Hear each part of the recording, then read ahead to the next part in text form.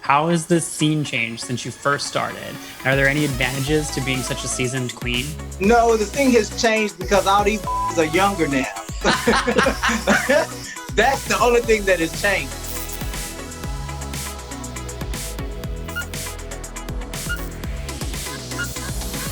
Hi guys, thanks for hanging out with me. Hi. Hi. Thanks for hanging with us. Hi. I'm so excited to talk to you guys about season 13 of RuPaul's Drag Race. So it's very fitting that it starts on 1/1/21. I feel like it's a new start for everybody. A new Ru year, baby. Yes. Exactly. New year, new Ru, right? I mean, it feels like a missed opportunity. Why aren't they using that tagline? They were. Oh, they were? They did. It's interchangeable. Fair enough. So you guys were filming during a pandemic. What was that like? Yeah, I mean, it was wild. When you get the call, you're like, oh my gosh, I'm doing it. And then I'm realizing, oh my gosh, there's no fabric stores open right now in New York. So I just remember going in like a back alley to this like back door, like at this fabric store, knocking on the door, saying the passcode type thing. And then entering and seeing another girl there, seeing Rosé actually there. Yeah, we did see each other.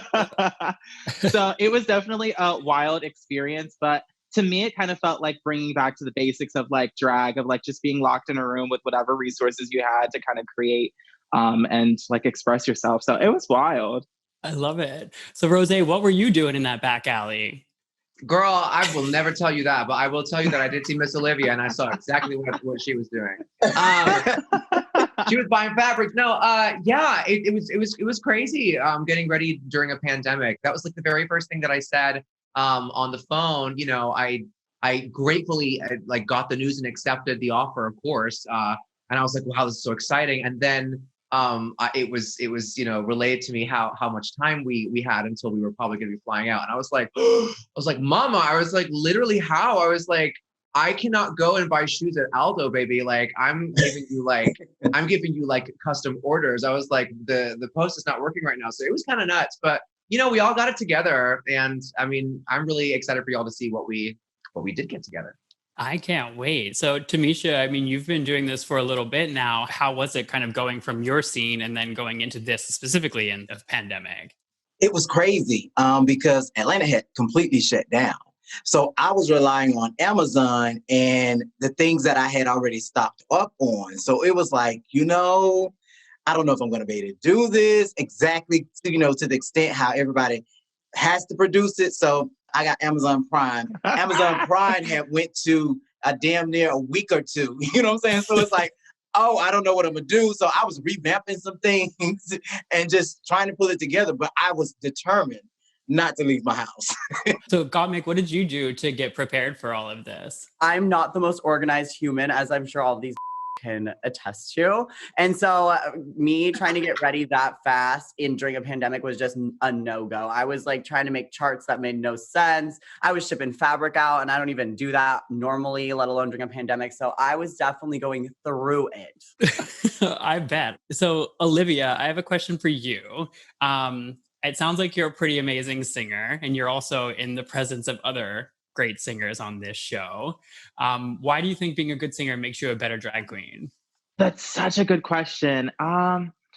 There's something about music and like musicality for me. Like when I'm up there lip syncing, like I do enjoy sitting down at the piano and singing at some of my shows when I get to.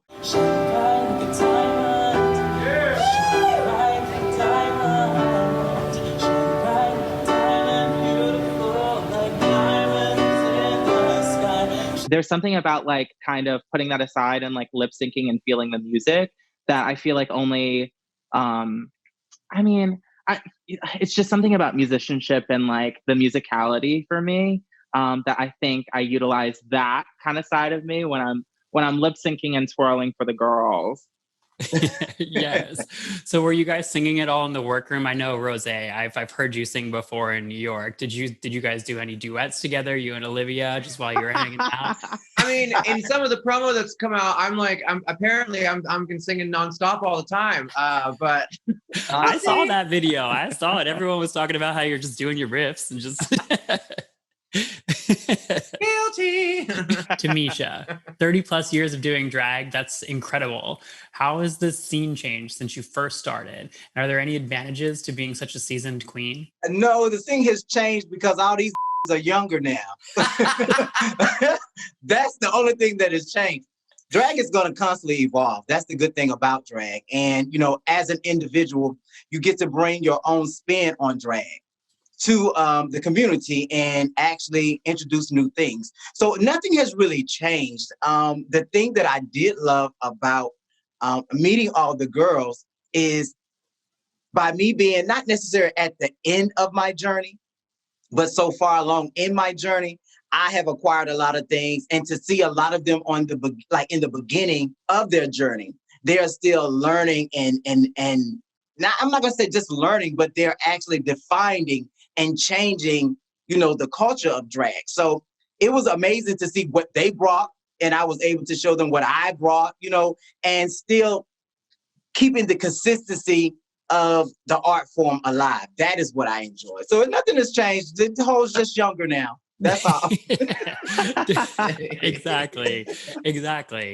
So Gottmik, you mentioned something in your interview that kind of caught my ear. It was, you just said loves it. I take it you're a Paris fan. I am a huge Simple Life fan, and it was just like my dream all my life to move to LA, and I feel like LA got me good, gal, and it took over my personality. I have the only vocal fry. I'm being a Paris and Nicole fantasy every second, so I love that. Love that. Oh my God. Do you do the Sana San as well? Sana, sana, sana, sana, sana. Yes. Oh, it's been like a life dream to be able to do that with the drag queen. So thank you so much for that. Girl, my life, we have to do it. We need to get Paris and Nicole up in here, and then we'll do it again. Oh my God. Yes, please. Right. So I have a slightly more serious question for you. You'll probably have noticed that people get confused about the fact that you are a trans male who is doing feminine drag. How has that been for you as part of your journey? Yeah, I mean, if I worried about people getting confused about what I'm doing, I would not have come out and done all this in the first place. There's no point in being hung up on what people don't get, because me coming out and being able to show that gender is a fluid thing, you should not come out as trans just to get shoved back into a different box. So I'm really excited to just come out here, show that I'm a guy that dresses like a girl for money, period. There's no difference just because I was born one way. So I'm really excited to show that it's way less confusing than everyone thinks. I love it. I love what you're doing. So thank you for that. I think it's really important. Thank you. Rosé. So obviously you're part of Stephanie's Child. I have one question for you here. Who is the Beyonce of that group? Baby, listen. People always ask that, and I'm gonna give you two answers. The first one, I'm Beyonce. The second one, the true answer, baby, there is no Beyonce. There is a Jan, there is a Laguna, and there is a Rosé. We are not Destiny's Child. Now, you want to ask me who the star is? Well, oh no, the connection.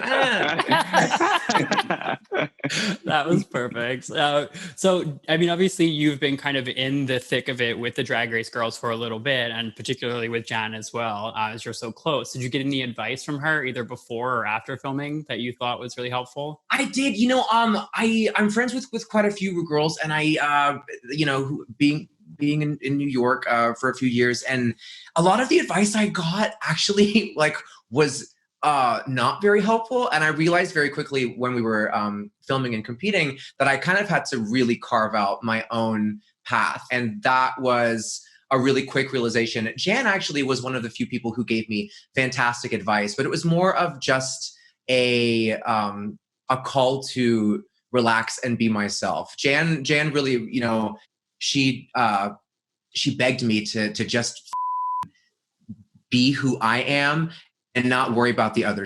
And that really helped me, you know, get through some tough moments. I love it. Well, I can't wait to see how that turns out on the season. Yeah, me too. So I figured, you know, 2020 has been a crazy year and we could all use a little bit of therapy. So I pulled together a sort of like little mini game. It's more of like a group therapy session type situation that I'm calling the Rorschach test. Ooh. So I'm going to put up some images. I'd like you guys to just tell me what you think of when you see it. All right, Olivia, tell me what you think of when you see this image. Looks like a little cat jumping. That's so sweet. Okay, Tamisha, what do we got here? I think Gottmik did that during the season. That's my mug right now. What do we see here? Okay, so it's on Tamisha on my screen. So let me really get up in this gig. Oh, I'm sorry. Oh my gosh, I actually see like a torso, kind of like, oh my God, it looks like my promo look. Basically, these are all just ripped from Gottmik's looks.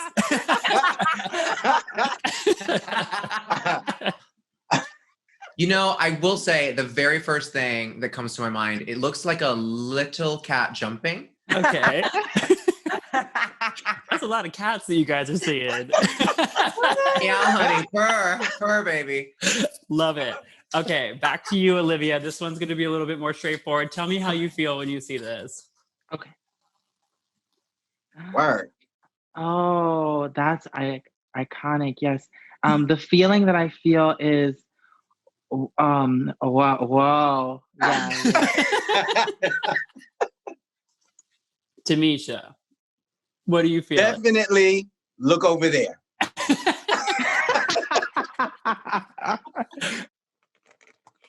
Oh, Miss Shangela Laquifa.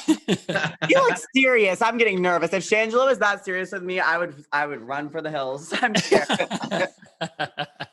What do we got? Word. To quote Gottmik, loves it. I'm going to get sued by Paris Hilton. Trademark infringement. Love it. Love it. Well, guys, I'm so excited for the season and I can't wait for other people to see it. Thank you so much. Thank you so much. Thank Vaughn. you. Thank you. Thanks. Bring in the Rue year with 13 new queens ready to rise to the runway. When they go low, we go high. Congratulations. These queens will break the mold by spreading positivity And unity. to become America's next drag superstar. Ain't nobody gonna snatch this away from me. Get ready for sickening lip syncs, Sensational runways. new twists, and may the best queen Win. It's a brand Rue year, so which queen will rule 2021? ready or hot, here I come. Leave hate in the cold.